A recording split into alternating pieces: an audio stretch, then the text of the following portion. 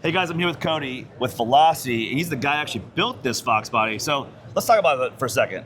It's like re-envisioning a childhood icon for me that it can actually drive and handle with over, what, 800 horsepower? Yeah. Yeah. So talk to me about this build. Like, how did this guy come to the conclusion that, okay, I'm gonna go ahead and build this car and I want this to be, fully modernized, and what did he want? Yeah, so that's a good question. So we're Velocity, we're production. So everything we're doing is on assembly lines. Most everything we do is a 16-week timeline.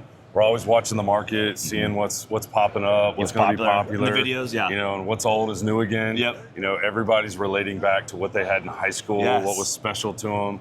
The owner of this car, it was really special to him. He had a black notchback. Cool. Wanted to do it right, so we went into this car, everything we do is production, so this will be a production unit that we can build. Yeah. But we wanted to keep it really period correct. Yep. Not screw it up. These cars got a really nice recipe. Obviously see the Gen 4X here with the Massive. Whipple. Just absolutely massive Whipple engine. 3-liter inverted supercharger. Probably gonna be making around 800 horsepower. We got a 10R80 in this car. It shifts like butter. Really fantastic to drive, man, with this kind of power. And it puts it down and holds it down because, again, we talked to the chassis guys, and the reason why you're putting the level of detail into this car is because the chassis itself can handle it. It's meant to support it, and I think at the end of the day, the car can drive. Like, you put this much power in a factory Fox Body, it's going to be all over the road. It's not going to handle very well. It's probably going to twist this damn frame, honestly. So talk to me about getting the engine into this car and making sure that it runs perfectly and getting all the kinks worked out so it's like a modern daily driver, because this was never meant to have this size motor. I mean, come on. No, it wasn't. So we did clean up the engine bay. We took the shock towers out. Yep. The Gen 4X is a brand new platform. The Gen 3s are gone, so everybody's having to run to this. Yep. So Gen 4X with the Whipple, this is probably the first combination in the world that's using that new engine. Oh, cool. Cool. Because when Ford came out with the Gen 4, it's got the dual throttle body, so a lot harder to package. Right. So the Gen 4X is what Ford Performance did for us restomod builders. Nice. But yeah, going back to Roadster Shop, they built a phenomenal chassis. This thing handles really well.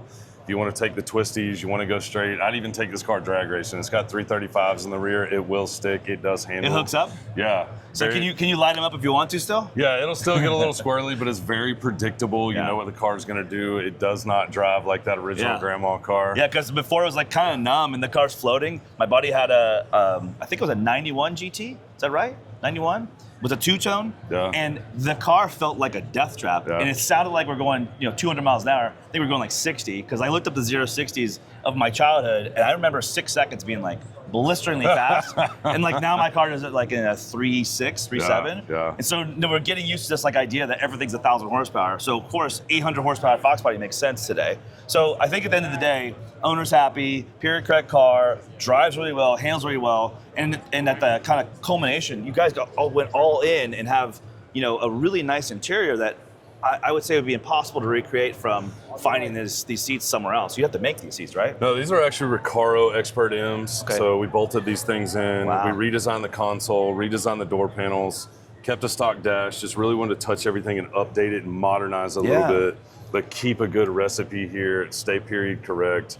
And almost like if this car was to come out in 2025, like showroom, dude. Yeah, here it is. Yeah. Yeah, it's fantastic. So again, you get to this place where you find a showroom car that's been preserved in someone's garage for 40 years now, and then you say, okay, how can I recreate that? And so this is kind of where you wind up. You have this beautiful, reliable daily driver. So thank you, Cody. I appreciate it, brother. You guys did great work, and check these guys out on the app, Velocity.